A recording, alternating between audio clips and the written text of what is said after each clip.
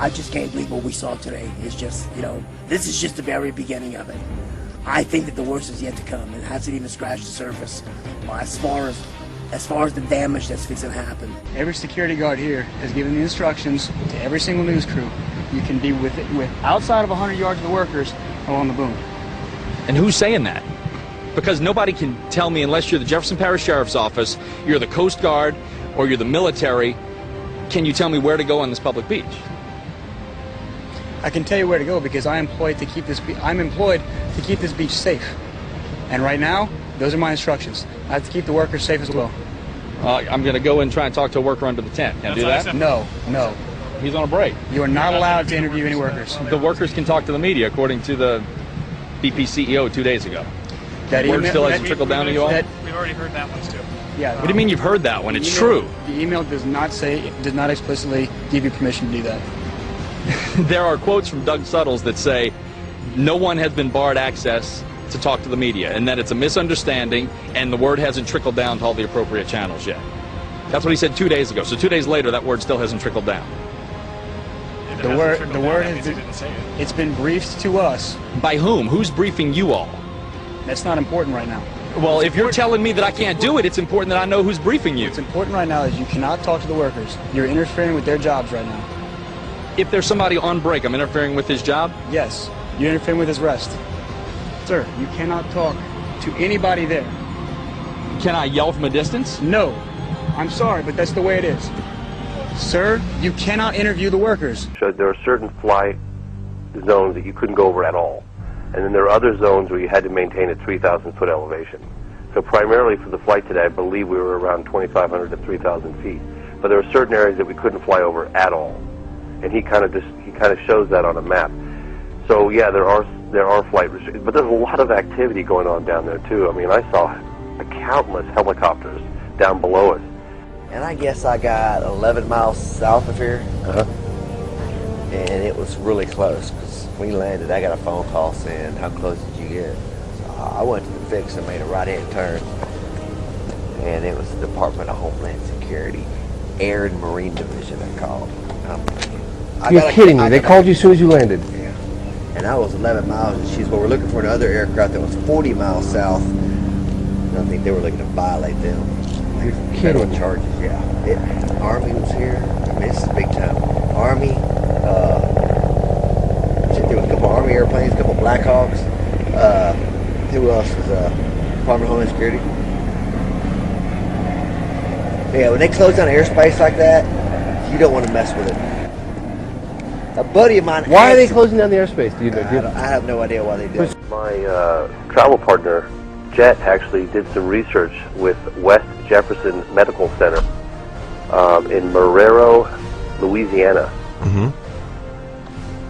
Yeah, and basically what they told us, that was between May 26th and May 30th, there have been 2 emergency admits, 6 ambulance, 3 helicopter, and 2 walk-ins.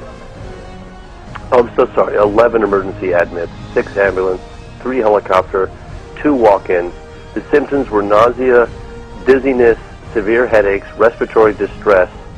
They were caused by chemical exposure to fumes from oil and dispersants.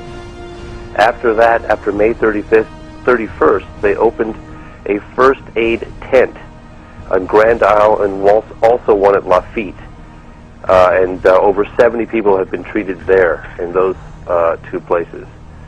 And they have begun pre-screening cleanup workers. There are now reports of crews cleaning the oil spill in the Gulf actually falling ill. Some of them have even been hospitalized with flu-like symptoms, and they're calling it now Gulf oil syndromes. A lot of questions about how serious this is and what exactly we're looking at here. Jamie Colby's here. She's been looking at it as well. Jamie, what have you learned? Yeah, Jane, we took a good look at this, and there are nearly 80 cases reported so far, mostly the workers, some residents, and a handful of hospitalizations. Mostly body aches, skin irritation, headaches, dizziness, nausea, and respiratory ailments. But now Dr. Manny Alvarez of Fox's medical aid team says America is facing a crisis. He calls it Gulf oil syndrome, and he says we need to watch out for serious health issues, even the potential damage to the brain. You would have some cognitive deficiencies, memory loss, confusion, haze.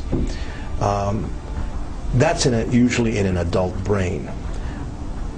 Problem is in a young brain. We got to monitor the rates of autism and learning disability. So Dr. Manny says right now those at greatest risk are the workers on the front lines cleaning up the spill and those in the neighboring communities, followed by folks with chronic diseases, pregnant women, and children. Right now the CDC, the Department of Health and Human Services, OSHA, and the EPA, they're all with teams there monitoring the impact, and doctors say this is an unprecedented disaster. Clearly they're toxins. They're chemicals that are not supposed to be in the human body, so they are toxic to many organ systems, especially the nervous system. If they don't contain this thing, and this is a big if they don't, with the toxic gases that are coming out of this well with the oil, hydrogen sulfide, benzene, methylene chloride, and our stupid congressmen up there, they haven't got the backbone of a jellyfish. They don't have an ounce of care for human beings, or they'd be telling them what the Environmental Protection Agency has found that is blowing over the land. Now, I was a pilot for 30 years. I know that prevailing winds are from the northwest to the southeast, and these gases are blowing over the Delta, over Florida, and if they do not cap this well, you are going to see people sick. You might even see an evacuation of certain parts of the Gulf and Florida. It is going to affect the finances, economy of this country in a way that you can't even imagine. Warns that the Gulf of Mexico's seafloor has been fractured beyond all repair, and our world should begin preparing for an ecological disaster beyond comprehension unless extraordinary measures are undertaken to stop the massive flow of oil into our planet's 11th largest body of water. The point that I'm trying to get across tonight is this, is that we are now in a chemical soup, worst case nightmare. The pressure that is building, as Pastor Lindsey Williams was talking about, at 25,000 feet. See, everybody's dealing, and God bless Lindsey for bringing this out. The pressure at 25,000 feet and the depth of the well, and if a magma chamber ruptures, then what happens with all the oil that is volatile? What happens with all the chemicals that are off-gassing? And what happens when you get, I love the word, magma, molten magma mixing with the chemical soup? Well, I think you can probably figure it out. Not to mention the methane hydrate that will turn obviously to methane gas, and then we got a problem, ladies and gentlemen, and Houston won't be able to solve it. As a matter of fact, Houston's in big trouble. The point that I'm trying to get across to you tonight, those of you who can move out of the Gulf Coast, who have the capability, I would suggest that you should move now. If you've listened to anybody who has ever been a refugee, you do not want to be it.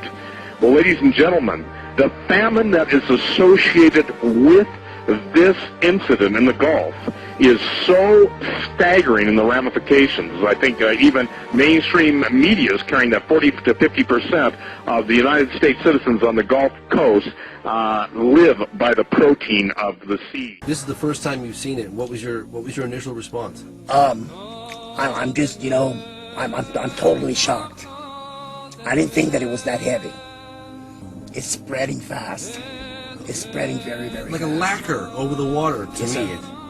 And it's it's very thick. That's what we didn't realize. It's very thick. It's not just a film. It's a couple of coats. It's going to be. I tell you what, I didn't think it was that bad. It's heading into the marshlands, yes, sir. And there was no one there doing anything. We've been at it all our lives, and I'm 63. I don't know of anything else to do. Sam filed his claim with BP on Tuesday, but he said he doesn't want to deal with lawyers and phone calls and backlog. He just wants to work. How much do you love this business? 30 years. You love it. And you're scared. Yeah. Can I yell from a distance? No. I'm sorry, but that's the way it is. Sir, you cannot interview the workers.